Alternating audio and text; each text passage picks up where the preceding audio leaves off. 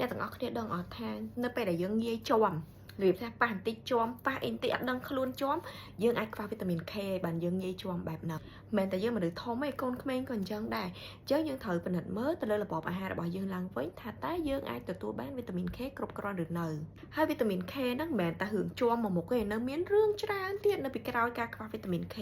ហើយអ្នកទាំងអស់គ្នាមានដឹងអត់ថាកូនងាតូចៗដែលតើបង្កើតភាគច្រើនគឺពេទ្យចាក់វីតាមីន K ឲ្យដើម្បីបំពេញវីតាមីន K ឲ្យគាត់ព្រោះអីកូនងាកើតមកភាគច្រើនមកគឺខ្វះវីតាមីន K ហើយ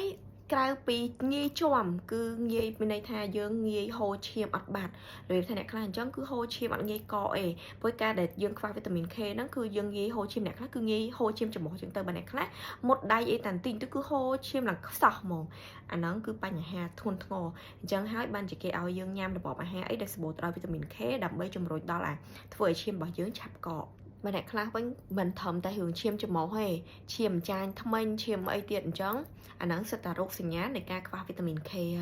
ហើយការខ្វះវីតាមីន K ហ្នឹងក៏ធ្វើឲ្យកាល់ស្យូមរបស់យើងនឹងស្រូបទៅក្នុងឆ្អឹងអត់ល្អដែរអញ្ចឹងមកអ្នកខ្លះងាយបាក់ដៃបាក់ជើងហ្នឹងក៏មកពីរឿងហ្នឹងដែរហើយហ្នឹងមិនមែនតែមនុស្សចាស់ទេកូនក្មេងក៏ជួបប្រទះដែរចំណែកអាហារដែលសម្បូរវីតាមីន K ភាគច្រើនគឺមាននៅក្នុងបន្លែបៃតងនិយាយទៅវីតាមីន K មានពីរប្រភេទ K1 ហើយនិង K2 ចំពោះ K1 គឺសម្បូរនៅក្នុងបន្លែបៃតងឧទាហរណ៍ដូចជា broccoli spinach kale អីហ្នឹងគឺសម្បូរវីតាមីន K សម្រាប់ K2 គឺមាននៅក្នុងប្រភេទជា cheese ប្រភេទជាសុទ្ធហើយជាមួយនឹងរបស់ផ្អាប់មួយចំនួនហើយអ្នកដែលងាយនៅក្នុងការខ្វះវីតាមីន K គឺអ្នកដែលអត់សូវចូលចិត្តញ៉ាំបន្លែផ្លែឈើដូច្នេះហើយមិនថាតែកូនក្មេងឬក៏មនុស្សធំទេសម្រាប់មនុស្សធំងាយដោះស្រាយទេដោយសារតែយើងដឹងអញ្ចឹងពេលខ្លះយើងអាចញ៉ាំបានប៉ុន្តែកូនក្មេងពេលខ្លះពិបាកអញ្ចឹងសម្រាប់កូនតូចឬមួយក៏មនុស្សធំក៏ដោយបើសិនជាក្នុងករណីតែខ្វះវីតាមីន K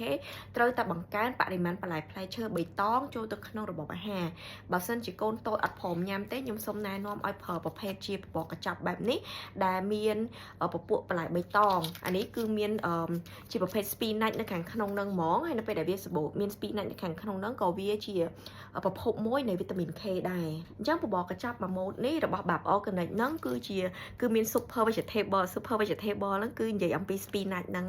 ហើយក៏មានជាប្រភេទអង្ករហើយជាមួយនឹង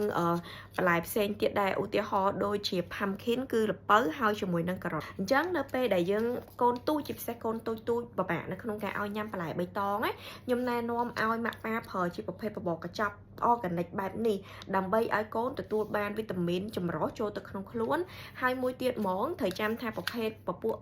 បបរកញ្ចប់ដូចបែប organic នេះគឺអត់មានដាក់សារធាតុរក្សាទុកឬមួយក៏ដាក់រសជាតិឲ្យអីណាផ្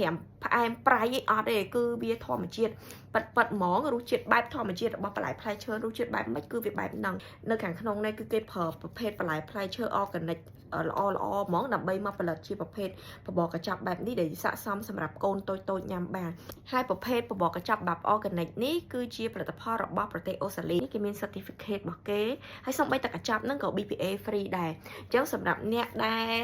អត់សូវញ៉ាំបន្លែផ្លែឈើហើយអត់ចូលចិត្តញ៉ាំបន្លែផ្លែឈើចង់បន្ថែមរបបអាហារយើងឲ្យវាមានន័យជាងមុនណាឲ្យមានបន្លែផ្លែឈើច្រើនជាងមុនមិនថាកូនក្មេងឬមួយក៏មនុស្សធំទេអាចញ៉ាំបបរកញ្ចប់ organic បែបនេះបានគឺអាចញ៉ាំតាំងពីកូន6ខែតាំងពីកូនចាប់ផ្ដើមរៀនញ៉ាំដំបូងខ្ញុំសូមណែនាំមែនតើចំពោះបែប organic នេះ